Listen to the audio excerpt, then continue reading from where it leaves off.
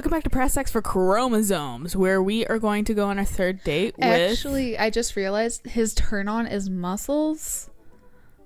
Wrestling. Yeah,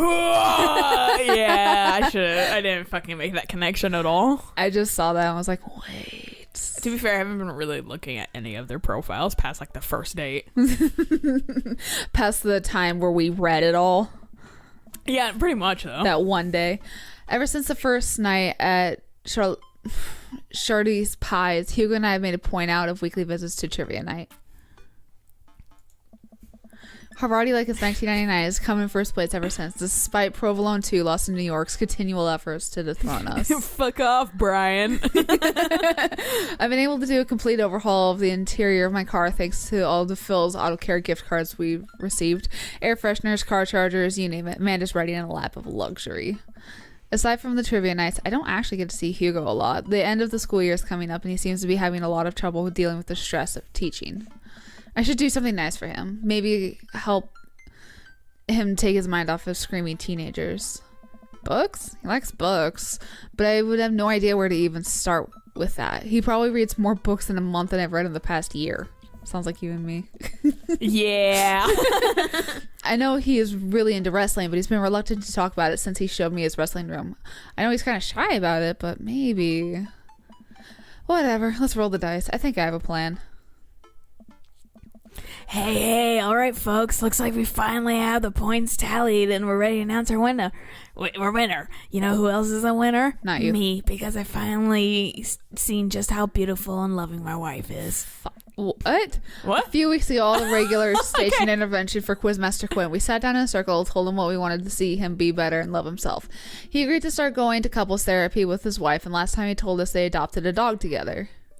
Okay, well, adopting an animal can help anything, but simultaneously, like, fucking, did you do it with Joseph? This is all connect. I love you forever, my Quizmaster Queen. I can't tell which version of Quizmaster Quinn I prefer. There were things to like and dislike about both, huh? And the winner is, for the fourth week in a fucking row, a party like it's 1999. Hugo and I cheers our small slices of camembert, and I go up to accept our gift card along with an uncomfortably long hug from Quizmaster Quinn. May a party like it's 1999's reign be as long as wonderful as my marriage to my beautiful wife. We make our celebratory round of high fives to the rest of the teams and sit down to finish our cheese board, savoring every last bit of burrata with pesto and slices of tomato. It's like the really obnoxious fucking like high fives. We're like, ah, yes, sticking out your thing. You're like, look how good we did. And they're like, oh, give it to you very reluctantly. Yeah, like if I give this to you, you'll go away, right? Yeah, they'll leave us alone. Yeah. Hey, I got a surprise for you. For me. Yeah. And for once, it isn't more cheese. Well, if you think you can somehow top that, be my guest. I pulled out a book that I've been carefully hiding in one of my pockets and slide it over to Hugo.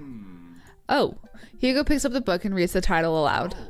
Harry Butt's Crapper Keeper. I wanted to get you a book, but I figured probably already owned every classical piece of literature. So I thought this would be fun. Fucking Christ. For when you're pooping. Hugo laughs. You should flip through it. Hugo looks up at me and raises an eyebrow. After flipping through a couple pages, he finally comes across the small gift I strategically hid inside. Oh. You're kidding me. Better be tickets to WWE. Mm-hmm. Hugo looks around, worried that he made a scene. He leans in. Oh. You're kidding me. Hugo pulls out the wrestling tickets I hid inside of the Crapper Keeper. Yeah, you thought that was your gift? Suck it, nerd. Who do you think I am? To be fair, my mom did have a farting book in the adult gift exchange as a joke, and my grandfather thought it was absolutely delightful. I mean, some people like that stuff. And also, like, at a certain point when you're not sure if it's, like, a legit gift or not, you fucking, yeah, it's great. You find actually any humor you can in it. Yeah, no, my grandpa was just sitting in the corner giggling as he was like flipping through the pages. I remember I got Maxwell fucking Dragon Age Origins because he was like, I kind of want that, like when it first came out for Christmas.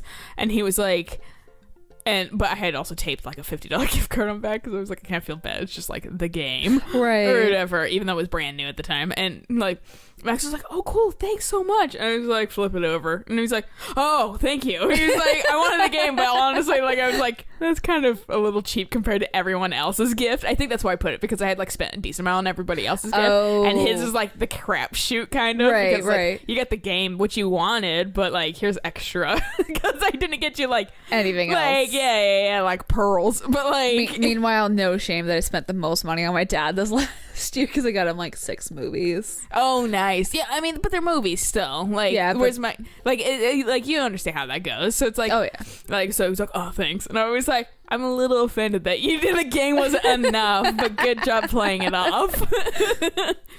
This is to the World Federation of Wrestling's Power Slam series. You've been working so hard lately. I thought you'd like them. Like them. I love this. Thank you. But wait, there's 2. Yeah, I figure we could go together. Or Like your a date. son. Yeah. You'd go with me? Heck yeah. I need you to explain the finer points of wrestling to me, though. I also like too how like dating the dads, like Craig so far has been the most involved with his kids. Yeah. To be fair, his kid hates him. That is true. Like, what are you gonna do? Fucking make him hate you more by forcing shit? Like, fuck it, whatever. Fucking adopt a dog. Like, you can't win. No. Well, yeah, obviously, dude.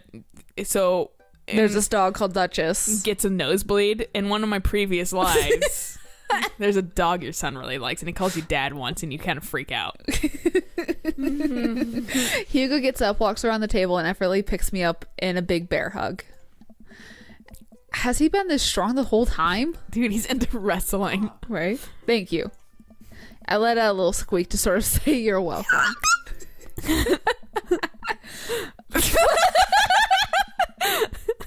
Alright, 70s dad. It's the night of the Power Slam. Hugo shows up at my doorstep in a loud, oversized wrestling tee. I mean, I honestly like it almost more than his fucking general. It's nice to see him something casual. Yeah, it's charming. Yeah. He's a little blushy and extremely cute. A little blushy and extremely cute. We drive about an hour to another city for the big event. Hugo spends the entire ride teaching me the basics of wrestling and the terminology I need to know. So, it's fake, right? Well, yes and no. While wrestling in the act of hurting another wrestler is fake, the work requires remarkable athleticism and oftentimes results in actual injury. Those people are getting hurt, sure, but not in the way we're led to believe. Historically, wrestling as we know it today was created by carnival workers to fix gambling, and the people who actually believed it to be real and would bet on those matches were called marks. That we know that it's technically fake, but we still choose to suspend our disbelief makes us smart marks. So, I should be watching this for the acrobatics. And the tension and the drama and even the storylines. I think that anything or anyone that can tell a good story, you just have to look for the story. Even something like we're about to experience will tell a phenomenal, sometimes understated story despite a ridiculous premise. Wow. What? I just really wouldn't have pegged you for a huge wrestling fan. Nobody does. I get it. I'm the button-down teacher type. I like poetry and art history. I write dissertations on heavy tomes by Russian authors for fun. But I like wrestling. It's a big part of who I am, but because it's considered kind of lowbrow, I feel like I can't share it with anybody because they'll just make fun of me. Till now. Hugo smiles to himself. I was Till gonna now. say his fucking icon wasn't.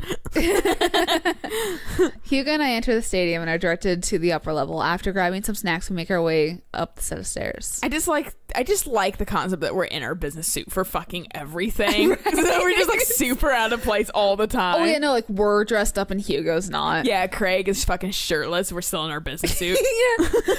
The further up we go, the more my heart sinks. I thought we had gotten good seats, but by this point the ring looks like a postage stamp. We finally get settled into our spots and wait for the match to start. I'm sorry. I thought I got us tickets to the lower level. I look over to Hugo, who apparently didn't even hear me. He's vibrating with excitement. This is so cool. I guess he doesn't mind. I have to admit, I've been too embarrassed to come to one of these since I was a kid. Why? It's your fucking, yeah, it's your passion. What's there to be embarrassed about? Everyone here loves wrestling. Plus, who are we even gonna see that we know? It's like an hour out of Maple Bay. Brian. I guess you're right. You fucking Joseph. That'd be a twist. Fuck, he's still reading a book on knots. Yeah. Boat knots. Yeah, boat knots. Okay, man. So what do we have to look forward to tonight? Oh man, the lineup is stacked. All of the matches are going to be great, but the one I'm really looking forward to is the Eastern Dragons match. The Easter Dragon. Yeah, he used to wrestle as Pablo Escobar, but I guess he eventually had to change it. Wrestler names are weird. He's actually an Iranian guy from Utah. Oh, well, technically where dragon mythology stuff comes up, I guess you'd technically be the Western dragon if you're Iranian. Yeah. Yeah, because China and Japan are both a little bit more east than those places. I guess depends on where you are from. It just sounds cool, man. Yeah. Oh, so that's where your shirt's from. Yep, I've been following the guy since his debut in Indie Wrestling League, and it's been amazing to see him rise through the ranks into the professionals. Who's he up against? The corporate shill. Technique-wise, I don't think he's that good of a wrestler, and I don't even think the fans like him. Certainly an interesting character, though. The stadium lights dim, and the crowd starts screaming, but rock blasts through the sound system, and some pyrotechnics set off around the ring. Ladies and gentlemen of the sold-out crowd in Mill Creek, Massachusetts. I was like, Mill Creek? I'm right, got a Mill Creek up here. It's like, the fuck?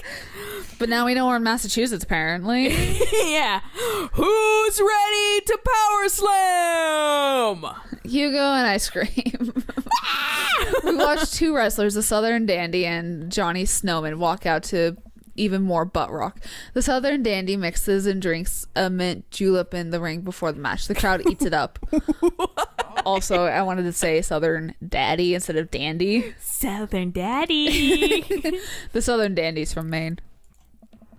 Is Johnny Snowman not from the North Pole? He's from Georgia, actually. After a long match, Johnny Snowman, who's dressed up like a muscular elf, does what Hugo calls a German suplex on the Southern Dandy. Kill him, Johnny. One of these. Let's save. Yeah, let's say. I mean, to be fair, Hugo did explain the rules to us, so maybe if we get involved in it. Yeah, kill him, Johnny. Elbow the heck out of him, Johnny. Show that Southern Dandy some North Pole manners. Johnny Snowman does indeed elbow the heck out of him. That's gotta hurt. Oh God, is he okay? Wrestling is a sport of communication. All of these guys train together to know not only how to perform moves, but how to respond to them. It allows them to look like they're being hurt, but only be kind of hurt. The crowd cheers as Johnny Snowman pins the Southern Dandy and is announced the winner. The next match. Did you not like my choice? I don't know if he did. Yeah.